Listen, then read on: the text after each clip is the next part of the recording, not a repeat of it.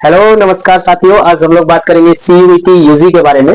CUET UG क्या है, exam का पैटर्न क्या है, सिलेबस क्या होता है और इसके थ्रू एडमिशन किस तरह से मिलती है, मेरिट कैसे बनती है और अलग अलग यूनिवर्सिटीज की कंडीशंस क्या है, उन तमाम चीजों के बारे में आज हम लोग बात करेंगे। देखिए, सीयूईटी यूजी जो है इसको बोलते हैं कॉमन यूनिवर्सिटी एंट्रेंस टेस्ट। ये अंडर ग्रेजुएशन में एडमिशन के लिए एनटीए यानी कि नेशनल टेस्टिंग एजेंसी के द्वारा कराया जाने वाला एक एग्जाम है और इसके थ्रू इंडिया की जितने भी यूनिवर्सिटीज है, चाहे वो सेंट्रल यूनिवर्सिटी हो, चाहे वो स्टेट यूनिवर्सिटी हो, डीम्ड यूनिवर्सिटी हो, प्राइवेट यूनिवर्सिटी हो, जितनी भी यूनिवर्सिटी है, अगर आप अभी का देखेंगे तो ऑलमोस्ट 300 यूनिवर्सिटी इसमें शामिल है और ये इसमें लगभग 20 लाख से भी अधिक स्टूडेंट्स इसमें पार्टिसिपेट करने वाले हैं इस साल। यानी कि ये इंडिया का सबसे बड़ा एंट्रेंस एग्जाम है सीयूईटी यूजी। अब इसमें क्या है, इसमें अप्लाई करने के लिए एलिजिबिलिटी क्या होती है? इसमें अप्लाई करने के लिए दरअसल आपको 12th पास होना चाहिए या अगर आप 12th क्लास में अपीयरिंग में यानी कि इस साल 12th कर रहे हैं तो भी आप सीयूईटी यूजी में अप्लाई कर सकते हैं। अब इसके अलावा कुछ और भी कंडीशंस है अलग अलग यूनिवर्सिटीज के। जस्ट लाइक अगर आप किसी यूनिवर्सिटी में एडमिशन लेना चाहते हैं तो आपके 12th में कितने परसेंट मार्क्स होने चाहिए, कहीं पे 60%, कहीं पे 50%, कहीं पे 55%, इस तरह की कंडीशंस लगाई गई है। उसके अलावा कुछ यूनिवर्सिटी ने यह भी कंडीशन लगाया है, जैसे दिल्ली यूनिवर्सिटी में एक कंडीशन है कि अगर आप वहां पे ग्रेजुएशन में एडमिशन लेना चाहते हैं तो केवल उन्हीं सब्जेक्ट्स में आप एडमिशन ले सकते हैं जिस सब्जेक्ट को आपने 12th में पढ़ा हुआ है। तो इस तरह से कुछ कुछ कंडीशंस है अलग अलग यूनिवर्सिटीज के अकॉर्डिंग भी। तो इस एलिजिबिलिटी को आप देख सकते हैं यहाँ पे। आप जिस भी यूनिवर्सिटी के लिए चाहते हैं कि आप वहां पे एडमिशन ले तो उसके प्रोस्पेक्टस को डाउनलोड करके उस कोर्स के लिए क्या एलिजिबिलिटी है वो देख सकते हैं। अब देखिए, इसमें अप्लाई किस तरह से किया जाता है। दरअसल पहले जो ग्रेजुएशन के कोर्सेज में अप्लाई करना होता था तो नॉर्मली आप चुनते थे कि बीए में हमको एडमिशन लेना है या बीएससी में एडमिशन लेना है। यहाँ पे इस तरह से अप्लाई नहीं करना होता है। यहाँ पे दरअसल आपको 5 या 6 पेपर्स को सिलेक्ट करना होता है। न्यू एजुकेशन पॉलिसी में फ्लेक्सिबिलिटी देने की बात कही गई थी तो उसी के अकॉर्डिंग इस पूरे एग्जाम को डिजाइन किया गया है। यहाँ पे आपको कोर्स नहीं सिलेक्ट करना है बल्कि 5 या 6 पेपर्स सिलेक्ट करने हैं और उस 5 या 6 पेपर्स में से कुछ पेपर्स को सिलेक्ट किया जाता है अलग अलग कोर्सेज के लिए और उसके थ्रू आपका मेरिट बनता है कि आपका ओवरऑल मेरिट कितने नंबर का बनेगा। उन्हीं 5 या 6 पेपर्स जो भी आपने सिलेक्ट किया है और जिसके एग्जाम के लिए आप बैठे हैं, हर एक पेपर के लिए एक एक एग्जाम होगा, अलग अलग एग्जाम होगा।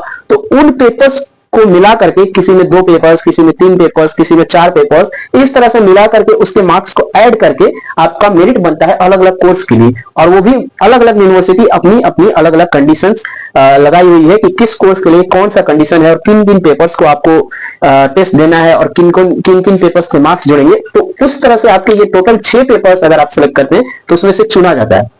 अब इस एग्जाम की पैटर्न क्या है, दरअसल इस एग्जाम में एमसीक्यू बेस्ड क्वेश्चंस आते हैं। कोई भी पेपर आप सेलेक्ट करते हैं, 5 या 6 टोटल पेपर सेलेक्ट करते हैं तो उस हर एक पेपर का जो पैटर्न है वो एमसीक्यू बेस्ड क्वेश्चन उसमें होगा और उस एमसीक्यू बेस्ड क्वेश्चंस में अगर आप सही क्वेश्चन करते हैं तो उसके लिए आपको 5 नंबर मिलता है यानी कि 5 मार्क्स मिलते हैं एक सही क्वेश्चन के लिए।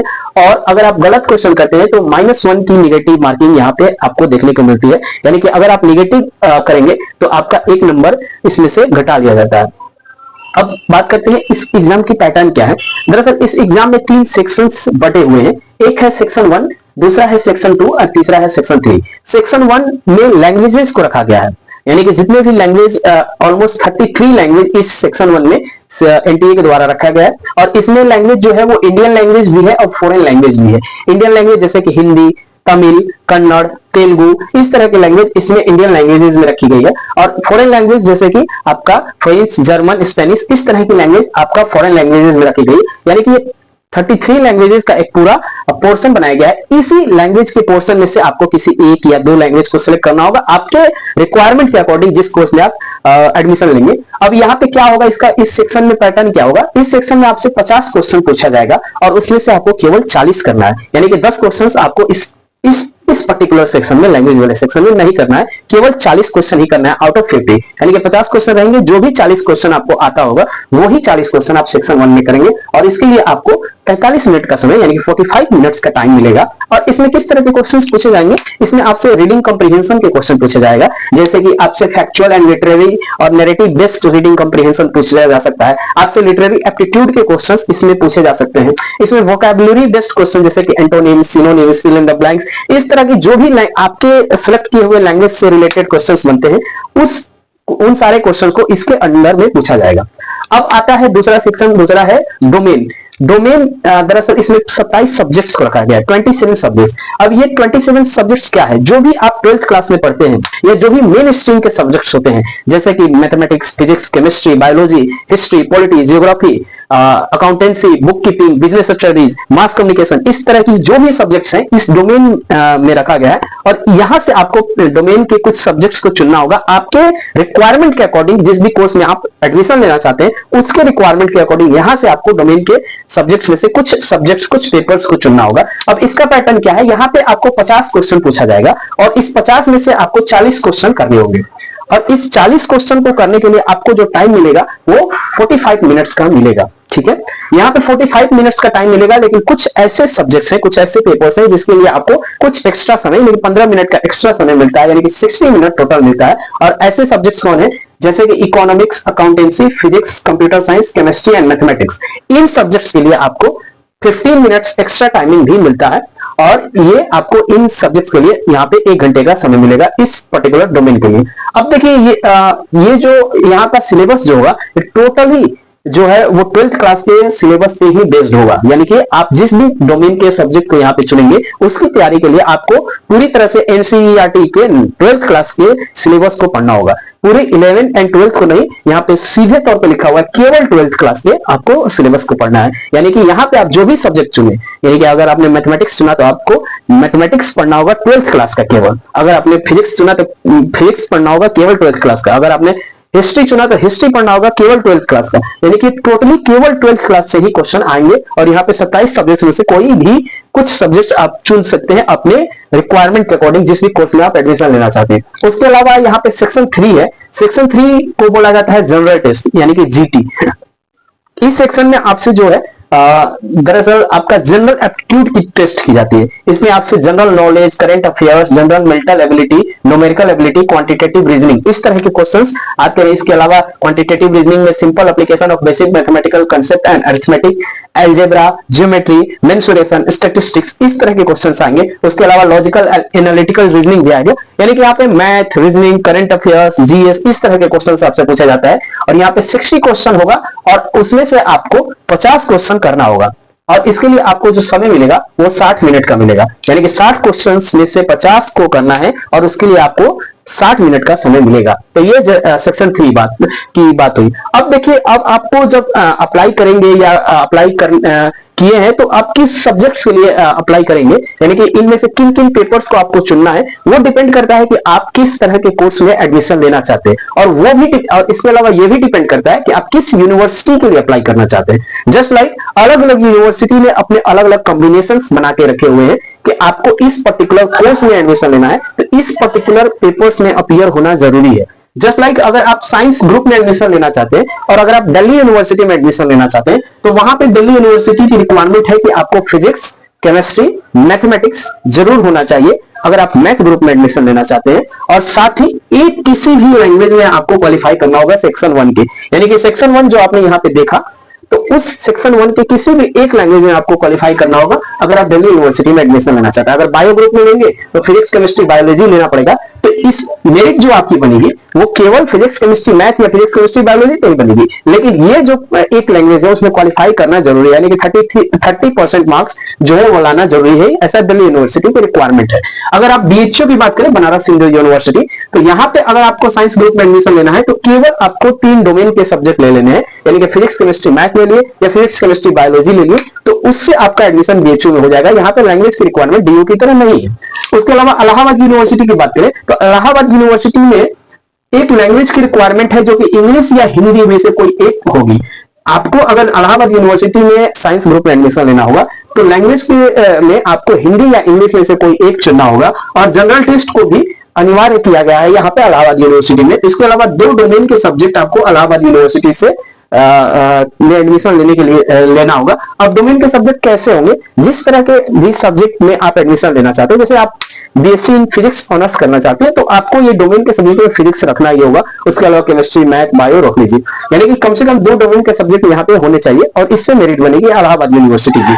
तो इस तरह से यहाँ पे इलाहाबाद यूनिवर्सिटी की रिक्वायरमेंट हुई। अगर हम बात करें आर्ट्स एंड सोशल ग्रुप की, तो आर्ट्स एंड सोशल ग्रुप में एडमिशन लेने के लिए आपको, अगर दिल्ली यूनिवर्सिटी की बात करें तो दिल्ली यूनिवर्सिटी कहता है कि वहां पे एक लैंग्वेज आपको मिनिमम लेना ही होगा सेक्शन 1 से, और उसके अलावा 3 डोमेन के सब्जेक्ट लेने होंगे, और ये डोमेन के सब्जेक्ट उसी सब्जेक्ट्स में से होंगे जिस सब्जेक्ट्स में आप एडमिशन लेना चाहते हैं। जैसे अगर आप बीए इन हिस्ट्री करना चाहते हैं तो यहाँ डोमेन के सब्जेक्ट में हिस्ट्री होना चाहिए।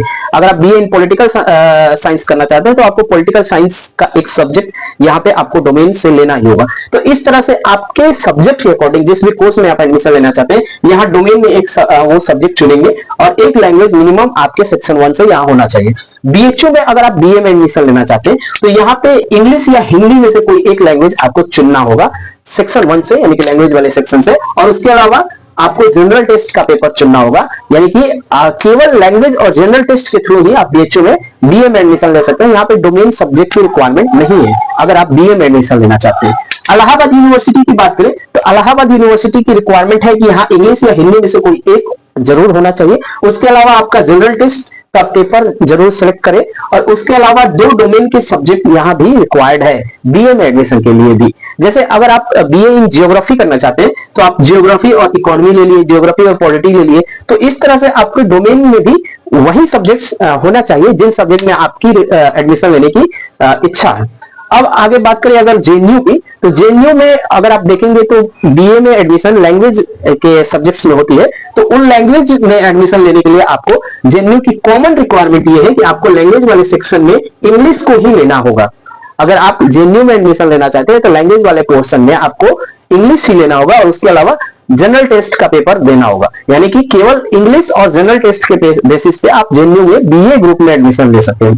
अब बात करें हम कॉमर्स की, कॉमर्स में एडमिशन लेना है तो कॉमर्स में दिल्ली यूनिवर्सिटी कहती है कि आपको एक मिनिमम लैंग्वेज सेक्शन 1 से लेना ही होगा, और उसके अलावा मैथमेटिक्स, अकाउंटेंसी या बुक कीपिंग, इन तीनों में से कोई एक लेना ही होगा, और उसके अलावा 2 और डोमेन के सब्जेक्ट कोई भी आप ले सकते हैं डोमेन से।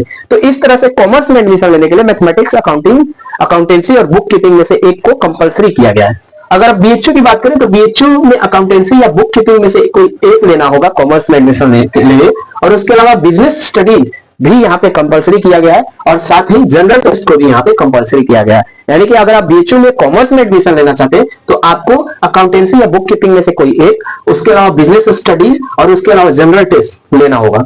अब इलाहाबाद यूनिवर्सिटी की बात करें तो इलाहाबाद यूनिवर्सिटी में अगर आप कॉमर्स में एडमिशन लेना चाहते हैं तो यहाँ पे लैंग्वेज वाले सेक्शन से आपको इंग्लिश या हिंदी में से कोई एक लेना ही होगा, और उसके अलावा जनरल टेस्ट यहाँ पे कंपलसरी किया गया है, और साथ ही 2 डोमेन के सब्जेक्ट लेने होंगे, और वो डोमेन के सब्जेक्ट आपके कॉमर्स, फिजिक्स, केमिस्ट्री, मैथ में से कोई एक होना चाहिए। यानी कि इसमें से कॉमर्स, फिजिक्स, केमिस्ट्री, मैथ या बायोलॉजी में से कोई 2 सब्जेक्ट आप लीजिए डोमेन के रूप में, और इंग्लिश या हिंदी में से कोई एक लैंग्वेज और जनरल टेस्ट लीजिए, तो आप इलाहाबाद में कॉमर्स में एडमिशन लेने के लिए एलिजिबल हो जाएंगे। अब कुछ ऐसे कोर्स है जैसे कि बीसीए, बीटेक, लॉ, एग्रीकल्चर, इस तरह के कोर्स के लिए अलग अलग यूनिवर्सिटी अलग अलग रिक्वायरमेंट है, लेकिन एक कॉमन रिक्वायरमेंट की बात की जाए, यानी कि जिस कॉम्बिनेशन को चुन करके आप लगभग सभी यूनिवर्सिटी में एलिजिबल हो जाएंगे इंडिया के इस कोर्स में पर्टिकुलरली एडमिशन लेने के लिए, तो उसकी बात हम यहाँ पे कर लेते हैं।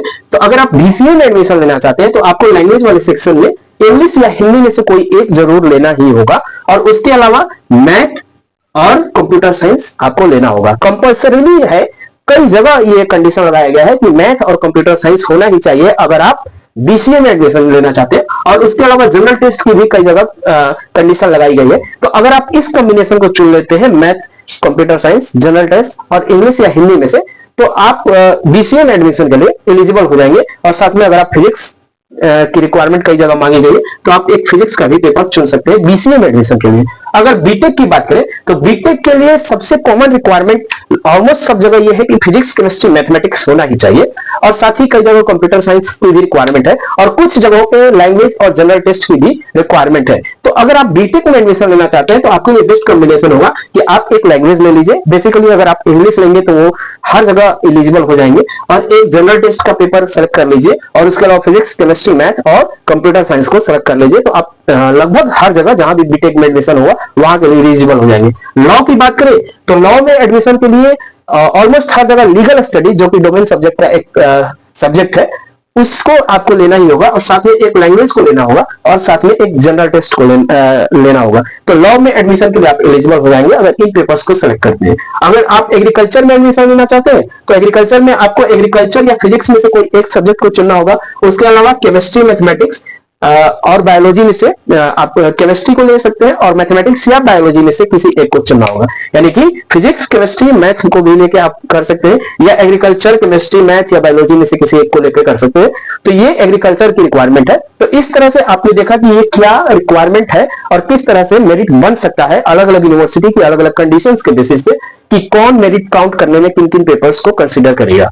अब अगर आपको कोई भी स्पेसिफिक कोर्स, वोकेशनल कोर्स के बारे में जानना है, तो आप उस यूनिवर्सिटी के वेबसाइट पे जाइए, सीयूईटी यूजी के इंफॉर्मेशन बुलेटिन को डाउनलोड कीजिए और उस पर्टिकुलर कोर्स के बारे में डिटेल देख लीजिए कि उसके लिए क्या कंडीशंस उस यूनिवर्सिटी ने मांगा है, और आप उसके अकॉर्डिंग सब्जेक्ट को सिलेक्ट कर सकते हैं। अब अगर हम बात करें कि बेस्ट कॉम्बिनेशन क्या होगा, किसी भी स्ट्रीम में अगर आपको एडमिशन लेना है तो बेस्ट कॉम्बिनेशन क्या हो सकता है, तो बेस्ट कॉम्बिनेशन यही है। ऐसा एनटीए ने भी अपने बुलेटिन में एडवाइस किया है स्टूडेंट्स को कि कम से कम आप एक लैंग्वेज को जरूर रखिए और एक जनरल टेस्ट के पेपर को जरूर रखिए। आप टोटल 6 पेपर्स को सिलेक्ट कर सकते हैं, उसमें से 6 में से एक लैंग्वेज जरूर हो जाए, जरूर रखिए, और एक जनरल टेस्ट, यानी कि 2 पेपर यहाँ पे आपके हो गए, बचे 4। अब उस 4 में से आपको कौन से चुनने होंगे? उस 4 में से आपको उन्हीं पेपर्स को चुनना होगा जिन पेपर्स से रिलेटेड स्ट्रीम में आप एडमिशन लेना चाहते हैं। जैसे आपको साइंस में एडमिशन लेना है, बीएससी करना है, तो आप फिजिक्स, केमिस्ट्री, मैथमेटिक्स और उसके अलावा कंप्यूटर साइंस, इस तरह का सब्जेक्ट चुनिए। अगर आपको आर्ट्स में एडमिशन लेना है तो हिस्ट्री, पॉलिटी, ज्योग्राफी, इकोनॉमिक्स, इस तरह के डोमेन में सब्जेक्ट चुनिए। तो इस तरह से आप अगर सेलेक्ट करते हैं तो ये आपके लिए एक बेस्ट कॉम्बिनेशन बनेगा उस स्ट्रीम में एडमिशन लेने के लिए, और इस तरह से आप लगभग हर जगह एलिजिबल हो जाएंगे। कहीं आपका लैंग्वेज कंसीडर किया जाएगा, कहीं नहीं किया जाएगा, कहीं जनरल टेस्ट को कंसीडर किया जाएगा, कहीं इसको नहीं किया जाएगा। लेकिन अगर आप इन सारे पेपर्स में अपीयर हुए रहेंगे तो इंडिया के हर यूनिवर्सिटी में लगभग आप एलिजिबल हो जाएंगे एडमिशन लेने के लिए। और उसके अलावा एक आर्ट्स के लोगों के लिए विशेष सलाह यह है कि अगर आप बीए इकोनॉमिक्स में करना चाहते हैं तो लगभग हर जगह ये कंडीशन लगाई गई है कि आपको मैथमेटिक्स के पेपर में अपीयर होना होगा। यानी कि अगर आप डोमेन में हिस्ट्री, पॉलिटी, ज्योग्राफी, ये सारे सब्जेक्ट चुनते हैं तो उसमें से एक सब्जेक्ट मैथमेटिक्स भी जरूर रखिए। अगर आपकी इच्छा है कि आगे चल के आप इकोनॉमिक्स ऑनर्स करेंगे तो आपको मैथमेटिक्स जरूर रखना ही होगा एक पेपर के रूप में। तो ये आपको ध्यान देना होगा। अगर आप इकोनॉमिक्स ऑनर्स करना चाहते हैं तो मैथमेटिक्स के पेपर भी एक जरूर सिलेक्ट करें डोमेन के रूप में। अब बात करेंगे कि मेरिट या सिलेक्शन कैसे होगा। देखिए, जो भी मेरिट या सिलेक्शन होगा वो आपके यूनिवर्सिटी पे डिपेंड करता है। यानी कि जिस भी यूनिवर्सिटी में आप एडमिशन लेना चाहते हैं उस यूनिवर्सिटी की कंडीशन क्या है। जैसे आप अगर बीए के एडमिशन को ही देखें तो डीयू और डीएचयू में ही आप फर्क समझ जाएंगे। डीयू में कंडीशन है कि आपको एक लैंग्वेज लेना है और 3 डोमेन के सब्जेक्ट लेने हैं, और एक लैंग्वेज में 40 क्वेश्चन और 3 डोमेन के सब्जेक्ट में भी 40 क्वेश्चन, यानी कि टोटल 160 क्वेश्चन। और यहाँ पे जो आपका मेरिट बनेगा वो 800 मार्क्स का बन जाएगा। लेकिन बीएचयू में अगर आप देखेंगे तो केवल एक लैंग्वेज और एक जनरल टेस्ट पे ही मेरिट बन जाएगा, यानी कि यहाँ पे आपका 400 मार्क्स का ही मेरिट बनेगा। यानी कि ये डिपेंड करेगा कि अलग अलग यूनिवर्सिटी ने किस किस चीज को कंसीडर किया है मेरिट बनाने के लिए। यानी कि मेरिट डिपेंड करेगा specific demand of specific university और उस किस कॉम्बिनेशन को उस यूनिवर्सिटी ने डिमांड किया है, उसके बेसिस पे आपका मेरिट बनेगा। अब बात करेंगे कि इसका एग्जाम कब होगा। ये एग्जाम प्रोस्पेक्टस में बताया गया है कि 15 से 30 मई के बीच होगा। हालांकि ये टेंटेटिव है, हो सकता है बढ़ जाए, लेकिन आपको यही मान के चलना है कि 15 से 30 मई के बीच ये एग्जाम होने वाला है। अब एग्जाम का मोड क्या होगा। देखिए, ये एग्जाम हाइब्रिड मोड में होगा, यानी कि कंप्यूटर बेस्ड टेस्ट भी होगा और ओएमआर पे भी आधारित टेस्ट होगा, पेन पेपर बेस्ड टेस्ट भी होगा। किसी भी मोड में आपका एग्जाम पड़ सकता है, तो आपको दोनों ही मोड में एग्जाम देने के लिए प्रिपेयर्ड रहना पड़ेगा। हो सकता है आपका कंप्यूटर बेस्ड में पड़ जाए या हो सकता है आपका ओएमआर बेस्ड एग्जाम देना पड़ जाए, तो दोनों ही मोड में एग्जाम देने के लिए आपको प्रिपेयर्ड रहना पड़ेगा पहले से।